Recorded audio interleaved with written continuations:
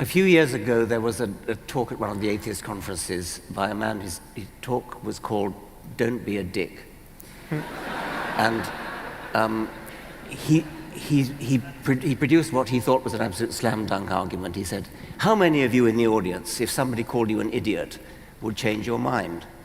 And of course, nobody would. But I felt that was a very unfair tactic, because if I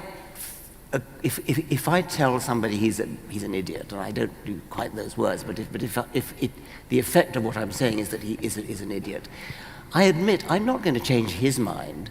But if there are a lot of other people listening in, say it's a radio audience, I mean, you've probably done, I know you've done things where you're talking to one person who probably is an idiot, and yet you know that there are hundreds, thousands of people in the radio audience listening in. Yep.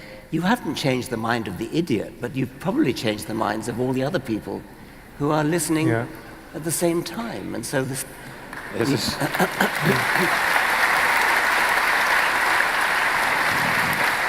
It's precisely the situation that I deal with both on the atheist experience and off. I'm not necessarily trying to change the caller's mind, although I'm happy for that to happen. I'm having the conversation for all the people out there who agree, who would have used those same arguments. Because we know that on some occasions, if you can be shown to be wrong, people will sometimes double down, especially if they've made a public profession on behalf of something. This just becomes flat denial.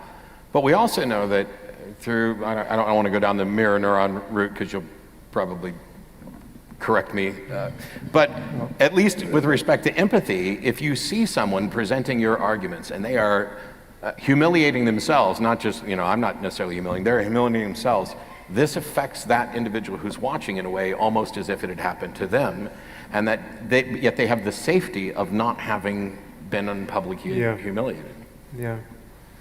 Yeah, I might be wired differently here, but I have a different reaction to being called an idiot. If there's I don't think you're ever called an idiot, Sam. No. I mean, well, virtually so.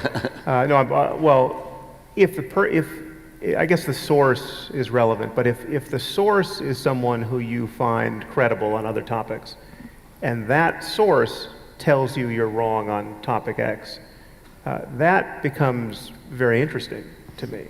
If Steve Pinker calls me an idiot, I'm very interested. And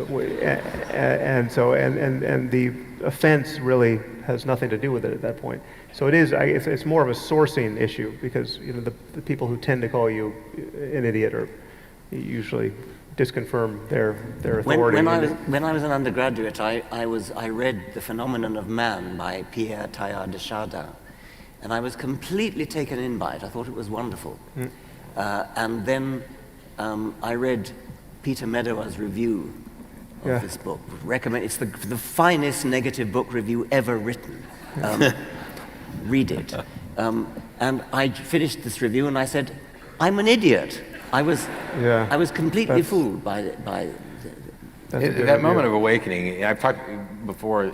It's not so much being wrong that affects people, because you think you're right. So it's not like anything to feel that you're wrong.